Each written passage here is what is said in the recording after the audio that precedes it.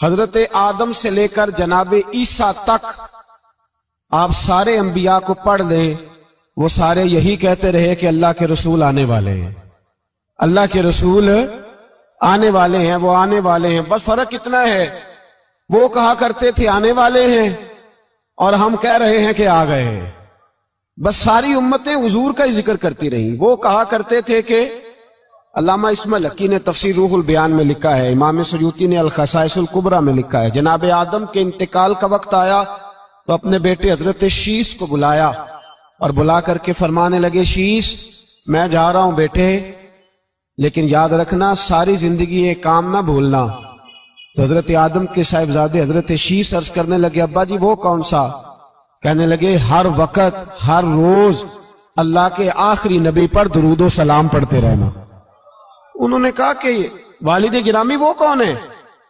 تو حضرت آدم کہنے لگے، جب اللہ کریم نے میرے اندر روح پھونکی تھی تو میں نے جنت کے درختوں اور پتوں پر لکھا دیکھا تھا لا الہ الا اللہ محمد رسول اللہ صلی اللہ علیہ وسلم۔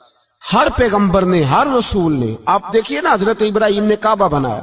اصل بات یہ ہے کہ ہم حضور کے امتی ہیں، ہم اس طرح قدر نہیں کر پاتے جس طرح وہ لوگ آرزو میں کرتے تھے۔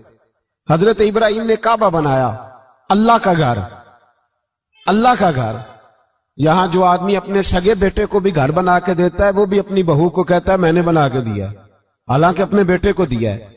وہ بھی پوتوں کو کبھی کبھی بلا کے کہتا ہے تمہارے باپ نے کیا کمایا، میں نے دیا ہے۔ لوگ عادی ہیں، لیکن میرے عزیز حضرت ابراہیم نے اللہ کا گھر بنایا، اور جب بنا رہے تھے تو انداز یہ تھا کہ حضرت اسماعیل پتھر اٹھا کے لاتے تھے اور جناب ابراہیم خانہ کعبہ کی دیواریں بلند فرماتے تھے۔ اس عالم میں جب بنا چکے تو عرض کرنے لگے یا اللہ کعبہ میں نے بنا دیا ہے، اسے آباد کرنے والا رسول بھی عطا فرما دے۔ ربنا وابعث فیہم رسولا، یا اللہ وہ رسول ہمیں عطا فرما جو بڑی شانوں والا ہے۔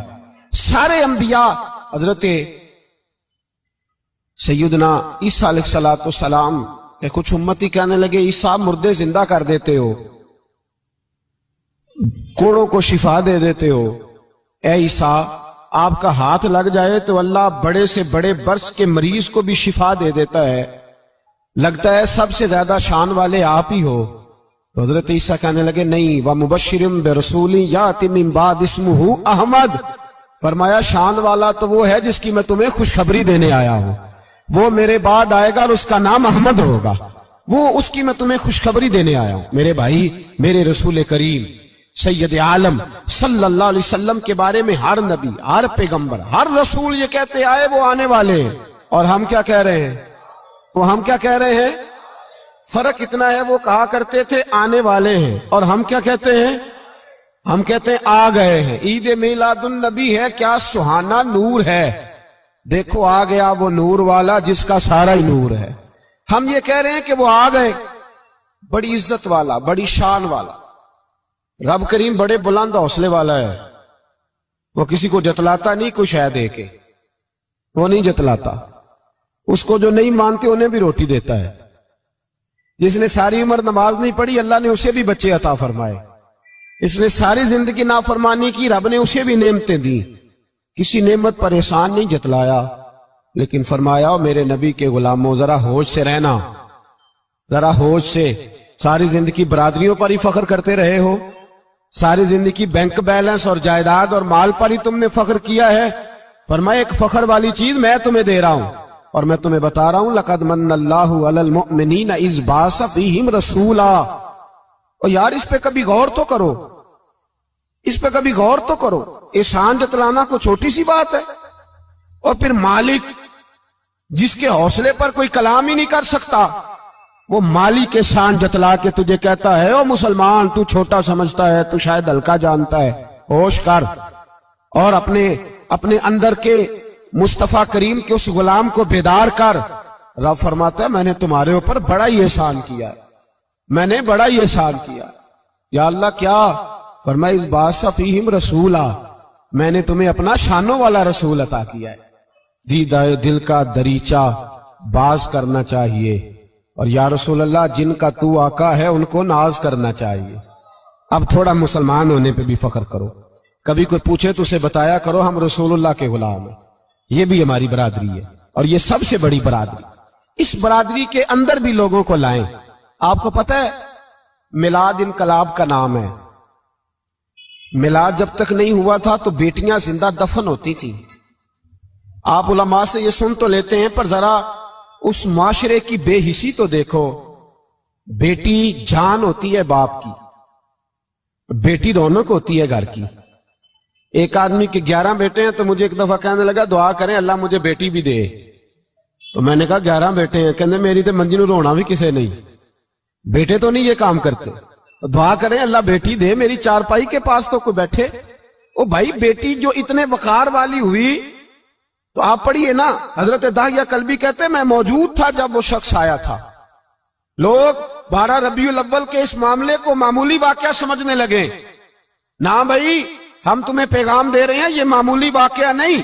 حضرت داہیہ کلبی کہتے ہیں اس شخص نے آ کے عرض کی یا رسول اللہ صلی اللہ علیہ وسلم میں نے 100 بچی زندہ دفن کی ہے, زندہ دفن. اور کہتے ہیں میری اپنی بیٹی, میں سفر پہ تھا تجارت پہ تو میرے پیچھے سے میرے گھر میں بیٹی ہو گئی. میری بیوی نے اپنے میکے جا کے چھپا دی. تو میں واپس آیا تو اس نے کہا بچہ ہوا تھا فوت ہو گیا, میں نے دفن کر دیا. جب بچی 4-5 سال کی ہوئی تو مجھے پتا چلا میری بیٹی ہے. کہتے میں اسے لایا اور میں نے اسے کہا میں تیرا باپ ہوں, تجھے تحفہ لے کے دوں گا, کھانا کھلاؤں گا. کہتے ہیں وہ میرے بالوں سے کبھی لپٹتی, کبھی میرے سینے پہ ہاتھ رکھتی, کبھی میرا ماتھا چومتی. پر میں اسے لے گیا اور لے جا کر میں نے گڑھا کھودا اور اس گڑھے میں اس بچی کو جب رکھا, اس نے باہر آنا چاہا تو میں نے اس کے سر پہ ضرب لگائی. جب چوٹ لگائی تو وہ دوبارہ گڑھے میں گری. میرا ویسے وجدان کہتا ہے کہ جب سے میلاد ہو گیا ہے آج کسی باپ کی بیٹی اگر چارپائی سے گر جائے تو شاید وہ ساری رات سو نہ سکے کہ بچی گر گئی ہے میری. کہتے ہیں میں نے چوٹ لگائی سر پہ, خون بہا تو وہ گری, میں نے مٹی ڈالی, وہ ابا جی کہتی رہی. کہتے ہیں جب اس کا وجود چھپ گیا اور اس کے چہرے پر مٹی پڑنے لگی تو اس نے ایک لفظ کہا, وہ لفظ مجھے آپ کے پاس لایا ہے. وہ بیٹی کہنے لگی اے اللہ بتا تیرا رحمت للعالمین نبی کب آئے گا. یا اللہ بڑی بیٹیاں دفن ہو گئیں, بڑی مائیں منڈیوں میں بک گئیں, غریب بڑے لٹ گئے, پریشانیاں بڑی بڑھ گئیں. اللہ بتا نا تو اسے کب بھیجے گا. اب کتنی دیر ہے, اندھیرا بڑا گہرا ہو گیا, اب نہیں جیا جاتا, اب نہیں سہا جاتا, اللہ تو کب بھیجے گا. حضرت داہیہ کلبی کہتے ہیں وہ بتا رہا تھا اور نبی کریم بار بار اپنی چادر کا پلو اٹھاتے تھے اور اپنے آنسو پوچھتے تھے. بار بار چادر کا پلو اٹھاتے تھے اور آنسو پوچھتے تھے, بار بار اٹھاتے تھے آنسو پوچھتے تھے. حضرت داہیہ کلبی کہتے ہیں حضور نے پوچھا تیری جرت کیسے ہوئی, تو حوصلہ کہاں سے لایا. اس نے کہا محبوبہ پتہ نہیں, لیکن قربان جاؤں یا رسول اللہ صلی اللہ علیہ وسلم میں نے